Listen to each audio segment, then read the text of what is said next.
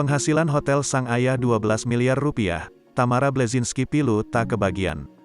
Artis Tamara Blazinski saat ini masih terus berjuang mencari keadilan menyangkut masalah hak waris dari mendiang ayahnya berupa sebuah aset hotel di kawasan Puncak, Bogor, Jawa Barat. Tamara Blazinski disebut-sebut menjadi korban penggelapan aset milik keluarganya itu yang dikuasai oleh kakak tirinya, Richard Blazinski alias Rick Blazinski.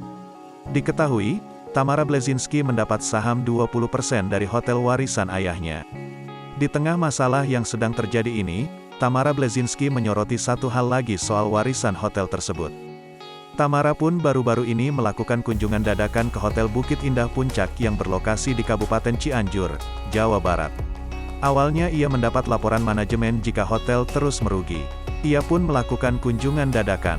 Setelah melakukan sidak, ia menemukan bukti meeting jika target income perusahaan tersebut tercapai 12 miliar rupiah.